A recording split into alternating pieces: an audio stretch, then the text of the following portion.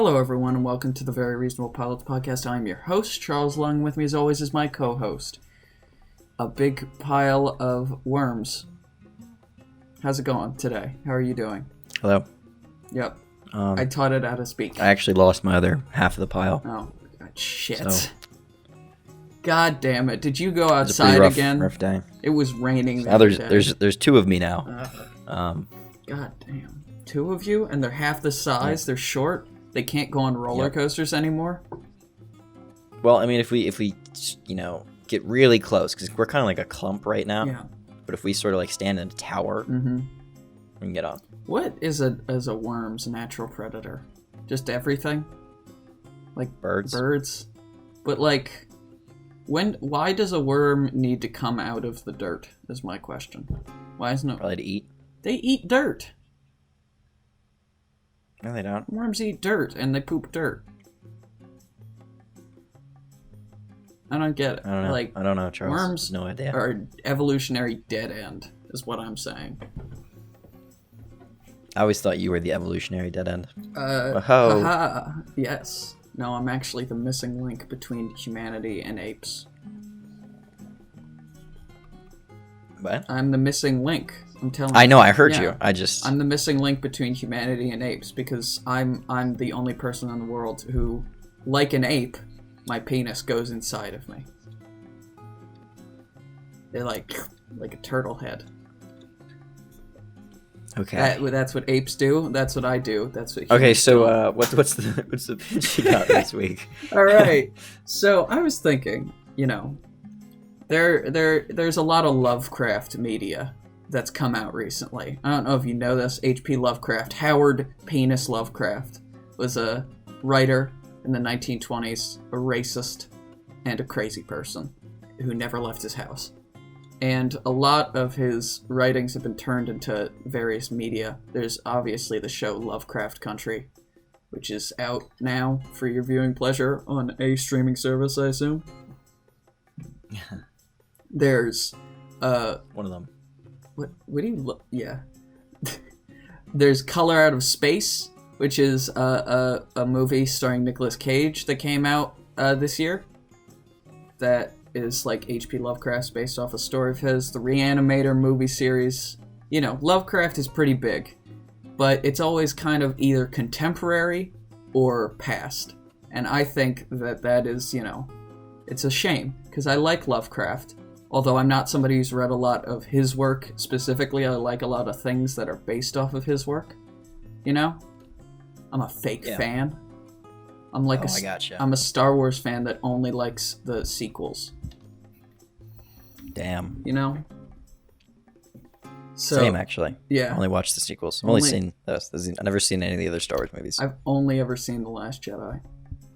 I watch it every night before I go to sleep. I've only seen The Last Jedi and the Lego Star Wars Christmas special. Yeah, exactly. So That's all you need to see, Yeah, that's all you really need to see. And I one problem with Lovecraft media that I've noticed is that it's fodder for video games, but Lovecraft's whole thing is existential horror that can't be killed or destroyed or even gotten rid of. But in the video games, you always just shoot it with a gun and it dies, which is never, as satisfying. So I'm thinking that we take Lovecraft's story, Private Eye, or somebody who's investigating cults and, crazy monsters from beyond the veil of space and time and, insanity. Take all these elements and you put it into a cyberpunk. You got Cthulhu, but it's in space. No, Cthulhu's already in space, but I thought Cthulhu was in the ocean. he's everywhere. Cthulhu is an elder god. He doesn't care about you. He doesn't care. Such He's a just taking a dumb nap. Thing. What? Ooh, big sea monster. Exactly. You can't kill it. It's a god for some reason. I'm Lovecraft. I've probably never seen the ocean before, but I think he lived in New England, so he saw the ocean. He just didn't like it. he said he never left his house. He barely left his house. He had to leave his house every once in a while to get to go to his parents' funeral or something. His parents died. Okay. But I think you take a Most people's do. Lovecraftian mythos of like elder gods from out of our dimension that are so unfathomably horrible that you lose your mind whenever you so much as look at them, and put it into like a futuristic cyberpunk setting. Because I like cyberpunk and I like Lovecraft, so I want to jam those two things together, those two like themes, see what happens. So our main character in this show, John Spectre, that's his name. John Spectre. Yeah, I'm open to suggestions, but I like the last name Spectre is all. I think it's a cool last name. Not a big fan of John so far. Yeah. John Spectre sounds like somebody made a comic book hero in like the 40s. Exactly. He's a pulp hero, like H.P. Lovecraft. H.P. Lovecraft is classic pulp. He's a photojournalist working in like 2020. I thought pulp was what you put in, or is what's in orange juice when you buy the wrong kind. Yeah, it was also the I know, Charles. It was also the kind that you find when you get fresh squeezed orange juice. So as I said, orange juice when you buy the wrong kind. Why are you buying? Why is fresh squeezed the wrong kind of orange juice? Pulpless orange juice is the right kind. I don't know about that. I mean, I think I don't need you to put your pulp in my orange juice. I don't think that there is a right or wrong in orange juice. I think everybody is welcome to their own opinions about orange juice. It's not really much of a right or wrong. It's more of like a good and evil, you know? Yeah, exactly.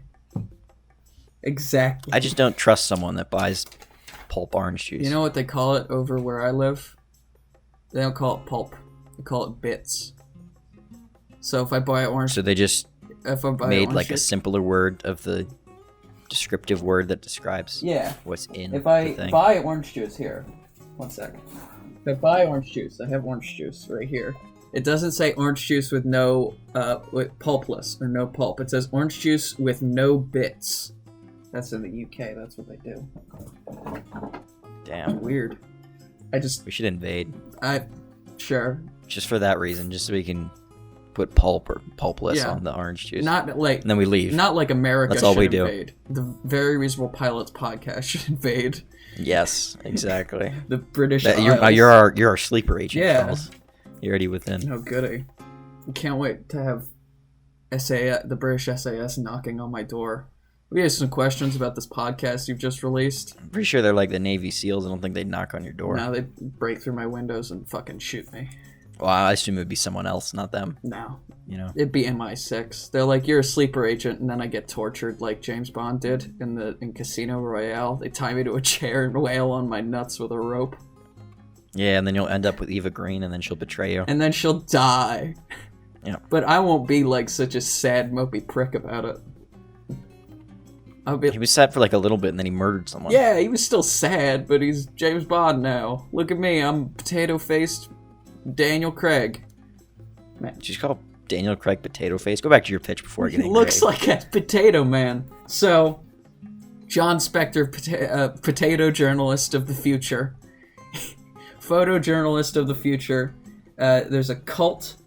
I have general ideas. I don't really have like a through line for the whole series, but my main enemy of this show, I would imagine, would be a cult of people obsessed with multi-billionaire tech CEOs. And obsessed as in like the people that love Elon Musk, or obsessed as like people that want to kill them? Obsessed in like they love Elon Musk and want to sacrifice children to help him gain power. I feel like that cult already exists. Yeah, it does, but this is TV shows can have like things that just are people that love and obsess over Elon Musk. Yeah, they're the worst, and I want to make them the bad guys of this TV show. Okay, but nice. But more like they see these CEOs as people who are ushering in the age by which the Elder Gods can take full control of humanity. You know? The great ones, the Elder Gods, however you want to spin it. So they're like, hey, this is a great thing that all these people are basically half robotic now, and social media has polluted every form of art we've created. and, you know, sort of destroyed a central aspect of humanity's... Like, whenever you see a story or read a story about why humanity deserves to live, you know? Yeah. It's always like, look at all of our art and all the good things we do. And social media is, in this universe, I'm not saying in real life, is kind of destroying that and reducing everything to its base animalistic, you know. Everyone's tracing again. Yeah, exactly. You're not actually doing art, you're just tracing. Everybody's playing with, what's those things? What are those, like, those... Fidget spinners. Fidgets. No, I was going even older school. What's the bands, the rubber bands that when you take them off, they make an animal Silly shit? bands. Silly bands. Everybody's using silly bands and all this shit. And, like, coding is seen as, like, by these cultists, is seen as, like, a religious experience. And those who are, like, expert coders and, like, really proficient with technology. They're prophets. Prophets are at least, like, high up in their weird, crazy religion. They're net temples where, like, people take all sort of crazy... I'm imagining it as, like, a mixture of Indian, Asian sort of, like, design with, like, low... what is it called? It's like a thing. Like, it's cloth that's on your wall. Whatever. Like... Curtain? No. Wallpaper? No, it's like... I don't know what you're trying to talk whatever. about. Tapestry? Tapestry. Like, tapestries everywhere, and there's incense burning, and there's all sorts of smoke, and they're just, like... Cloth hanging on your walls. Yeah, they're, like, plugging in, they're trying to communicate, and they're, like, getting whispers of secrets from beyond the colors of time and all this stuff. And there's other things... Beyond the colors of time. Yeah. That's what you just said, by the way. Yeah, I know. Beyond the colors of time. So, and there's other, like, supernatural and occult things that are happening, but the main bad guy that John Spectre is going up against is, like, this cult that is obsessed with bringing in the Age of the Great Ones. And I don't think we would, like, name any specific guys, you know? Oh, and be like, Azathoth, or the one that has the N-word in it. The great one, like, you know what I'm talking about? You're talking about H.P. Lovecraft's cat? No. I mean, yeah, but there's a elder god that H.P. Lovecraft created that has the N-word in the name. Oh, that's not good. Yeah. So whenever you Maybe you could cut that one. Yeah, we're not naming the specific ones. Not like, oh, it's Cthulhu. Okay. It's just like this force of evil, or not even evil, this force of the just completely alien to humanity that's slowly working its way through, like, these people and, like, whispering secrets in their ears about what the world will become once they have their power given to them or taken away or whatever. Nice. Power taken away from the people and given to the elder gods. You know what I'm saying? But there's also, like, ghosts and hauntings and shit and, like, exorcisms, but it's never like... So what you're telling me is that John Spectre is a Ghostbuster. Yeah. But he's a photojournalist. He doesn't actually have any, like, fighting skills. He just, like, gets into places where he shouldn't all the time. Does he have a vacuum? He's got a camera eye. Like, he's got an eye for cameras, you know? For taking shots. I got that. And he's got an eye. He's got a robot eye that he takes pictures with. And so, like, a ghost can inhabit... one idea for an episode I've had is, like, a ghost can inhabit somebody, but can only inhabit their, like, cybernetic parts. So somebody who's a cyborg and's got, like, a robot arm and half their head's mechanical, the ghost can inhabit that and, like, smack somebody and shoot a laser. Oh, so it can inhabit inanimate objects, but not animate ones. Exactly. So it's inhabited his robotic, you know, synthetic parts, but not him. And there's, you know, hauntings and possessions. And I wanna have, like, John Spectre, Joe Spectre, Pete Spectre. What do you want? Billy Bob Specter. Billy Bob Spectre. No, we'll come up with something later. Yeah, Pete I'll let you know. Spectre. Pete. We'll just keep changing it every time you mention Yeah, it. Pete Spectre. Joseph Spectre is going to be like, okay, I'm just trying to get some information. I gotta get a good pictures for the story, because most like cyberpunk like protagonists are either like PIs or journalists or like criminals. And I want this guy to be slightly different than that. So he doesn't write, he just takes photographs, because that's the future we live in, Jake. We just look at photographs and headlines. Yeah. That'd be good. That's a good thing you could have in. So the article, there's no articles, it's just the headline and a photograph. Yeah, so, and he's just like, I gotta get interesting, good photographs, so he does a lot of investigative journalism stuff. And he, like, stumbles upon this cult of personality, basically, surrounding these CEOs of massive tech companies. And he's like, well, I gotta inform people about it, but like they find a way to block him from telling everyone and like deny the facts when it is exposed and all this stuff. And they are basically behind every corner trying to destroy him because he knows too much about their machinations for allowing great elder gods into their world, into our world, to, you know, take over, or allow, not even take over, because that's never been like Lovecraft's thing. Like, Cthulhu doesn't want to rule the world. Cthulhu doesn't really care. You were talking about how our protagonist, John Spectre, Yeah, Pete Spectre was going to be investigating these cultists, but they're going to be sort of against him. Yeah. And I was thinking as you were saying that maybe like the first time they figure out that he's investigating them, and he, like, the first time he figures out, he does it pretty well. Like, he doesn't get caught. He's got all the information, and he's going to publish. But they find out right before, because maybe the editor-in-chief or whatever, like, he's a little nervous, so he, like, contacts the CEO and, like, lets him know that they're going to publish this article. And so the CEO buys the company, fires the editor-in-chief, and he disappears.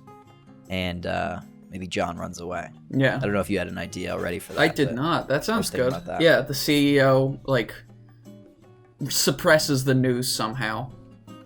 And, like, makes sure that John's out of a job. So, like, at the beginning of the series, he can be pretty, like, a relatively successful photojournalist who's just working. And then by the end, he's just, like, this half-mad, crazy guy who's, like, obsessed with these conspiracies because the, like, cult and the system's just been fucking him over at every chance. So, like, maybe he can have, like, a nice apartment at the beginning of the series. And then, like, towards the middle, he gets kicked out because he can't pay. Or he gets, like, blacklisted by every news organization in the city. Or something. You can make it so, like, the CEO is, like, since they own most stuff, I assume, because it's a cyberpunk world, they, like, won't let him rent apartments. Yeah, so he has to, like, move into, like, a slum. And then maybe he, like, his slum house gets blown up in an attempt to kill him. And he has to move into his car or something. Like, I don't think that John Spectre is going to come out of this being a hero or a winner, is what I'm trying to say. You know? He's just going to have a rough time. He's going to have a rough time of it. And there's not a whole lot he can do about it, except search for the truth, as is his passion. Because he that's what he does. That's what he has to do. He's obsessed with the truth. And figuring out what's going on here. Who do they think they're contacting? What are they trying to do? And maybe the, final twist is that they're trying to, like, help Cthulhu, or Cthulhu, an elder god, use Earth as, like, sort of a dimensional gateway for them to come into this universe. But in the process, it would destroy the entire planet. But the Elder God just hasn't told them that yet. You know? Or maybe like some of the higher up people know it and they're okay with it. Yeah, like they've got space stuff, or like they've got spaceships. Or maybe they're just so manipulated they're just good with it. They've or spaceships worse doing it. Yeah, they've become, you know, his priests on this earthly realm, and I think the one thing that has to be true about the cultists and the CEOs is they have to expect something from this elder god. Salvation or something. Yeah, I don't like know. something that the elder god never promises them, and something that like they just assume because he's like, oh, he's a magnificent creature of great power. Obviously, he'll take care of me. I'm his disciple. But Cthulhu doesn't care about you. He cares even less about his disciples. He doesn't care about anybody except Cthulhu. You know? Mm-hmm. I'm just using Cthulhu. So how does John get into this? Like, does he just get assigned to a story, and it just devolves into this huge investigative piece? Maybe he is investigating kidnapping of somebody. Because I would have to. I assume that in this like future dystopian cyberpunk city, that is always either L.A. or New York. Those are the two. There's the two choices. It's either L.A. or New York or Tokyo. Yeah. I guess it's L.A. or New York. But like children go missing all the time, and he's trying to do like like real journalism. Maybe he's been spending his whole he got this far in his career by doing like entertainment news or like kind of like not think pieces. Nothing like everything is soft fluff, you know. Yeah. And he's trying to get into real journalism, and he finds that there's been a rash of like children going missing throughout the city, and he's like, this is something I can, you know, work on, help and solve this case and figure it out, because the police don't care because they're, you know, too busy or bought out by the CEO and like asked to look the other way, either of which is plausible. And so he like the first episode can be introducing him and the world as like he's going around, he's going to back alleys and bars and like getting information, talking to people, having like meetings with his contacts, and we can introduce some like things. Because something that always interests me is cyberpunk drugs. Like in Dread, the movie Dread, they have a drug that makes time go slower for you, like slow-mo or whatever. Mm-hmm. So I think just like introducing the weird like things that this occult cyberpunk dystopian society has developed, where it's like tarot cards, but instead of a tarot reader, it's like a program. Like there's one program like that claims to know the future, and people come in and like pay a person money to have their future read by a computer. Oh, so maybe it's just like all statistics. It's like, yeah, you got like maybe 10 years. Yeah. It's like extremely accurate. Like you got 10 years. You're probably not going to get into a relationship. Yeah. Just based off your features. I mean, look at you. Come on. I looked up your job profile. You're never getting that promotion. Yeah.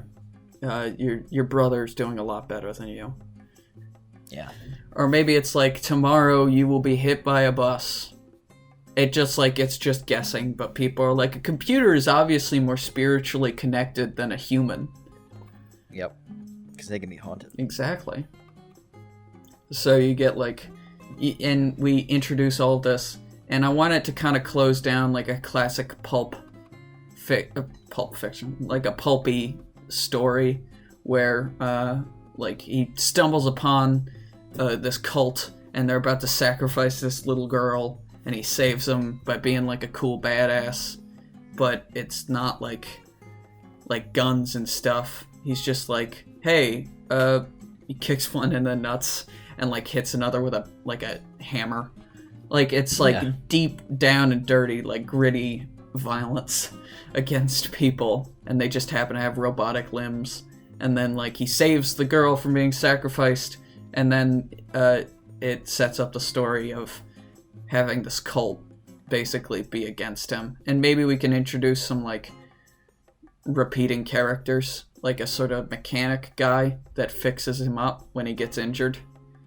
because he can't trust doctors in big hospitals because they're on the take. Everyone's on the take. Everyone's on the take. Yeah. Yeah. So, and maybe one of his close friends can be driven mad by the knowledge that he's uncovering. Like he could have a research partner who, lives in I'm thinking like library, but it's all computers. And it's like, this is the whole of human knowledge. And it's just like walls and walls and walls of like disks spinning and data banks and all this shit. And he's like, he lives in there collating data. And he's Pete's, Freddy's Specter's research guy. And maybe he can like figure out what's going on. But before he can tell Fred Specter what's happening, he goes insane because of the madness that has been wrought by this knowledge that man was not supposed to have. Yeah. Knowledge that man was not supposed to have. Yeah. Those are just some of my ideas. Yeah. You have anything to add? Any pilot ideas you might want to add in? Is he the only character? Like he's our main character. He's our main character. I don't want it to be like an ensemble cast, because then that sense of like isolation from the universe is a little bit lost. But like, well, that could help with the change though, right? Mm-hmm. So you said like he starts off with the apartment. That's nice. Mm-hmm. And then he goes crazy. So maybe like in the first like 4 or 5 episodes, he has like maybe like 2 other people that he sees regularly. Yeah. And then like you just don't see them again for the rest of the show. Like he's got like his squad of weirdos, like the crazy guy who lives in the library, and his like creepy mechanic, who I assume is like a half person. Like he's had his legs cut off and replaced with like helicopter blades or something stupid.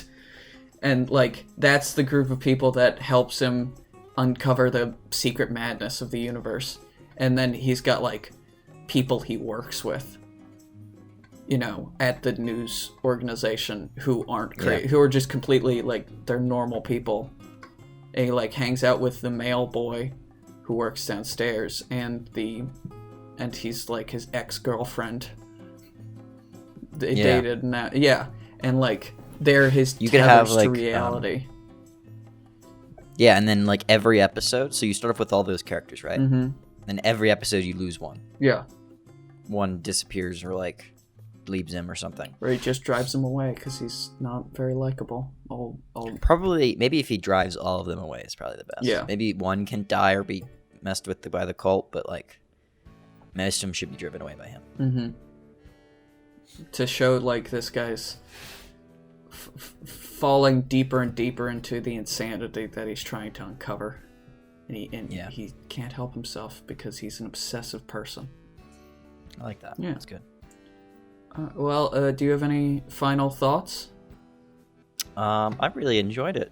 I thought it was kind of funny though, because I have a pitch that I'm no longer gonna pitch now because it's really similar to this one. Yes.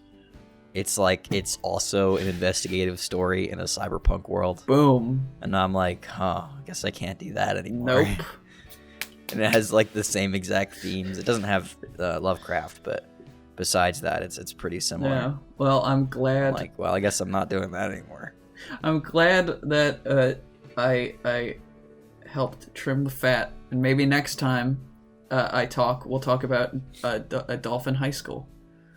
Yeah, I guess. Yeah. The entire time you were talking, Charlie, I wasn't, maybe because I wasn't talking as much, because I was just thinking, like, this is really similar to my pitch. Like, this is really, really similar. I hope he doesn't say this, because if he says this, that would be, like, too similar, and then you say that, I'm like, damn it, okay. Darn it. Can't do that. Fuck. Here, how about you do medieval journalist? Just change the setting. I think medieval journalist. The journalist thing is starting to become our new space thing. Yeah. Well, I got Dolphin High School. Dolphin High School. Okay, Yeah. I'm excited for that one. Yeah. Thank you, everyone, for listening to the Very Reasonable Pilots podcast. I've been your host, Charles Long. With me, as always, has been my co-host, an anteater. Thank you for listening. You can find us at Spotify and other places, YouTube, Google Play, Stitcher, not likely. And I would like to thank our sponsor for this episode, Garlic. We've been sponsored by Garlic. Thank you, Garlic. Actually, we actually do have a sponsor for this episode. Oh.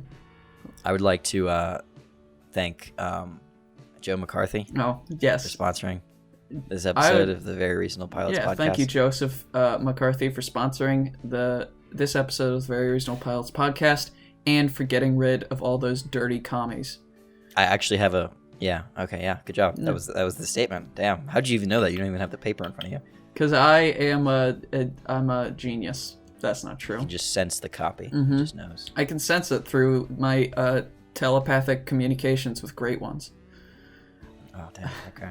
So thank you. Tell your friends, tell your wife, tell your children, give a like about the podcast or about anything else. You could tell them about other stuff too, like the voices in your head. And have a good one. Kisses. Goodbye. Love you. Bye. Stay safe.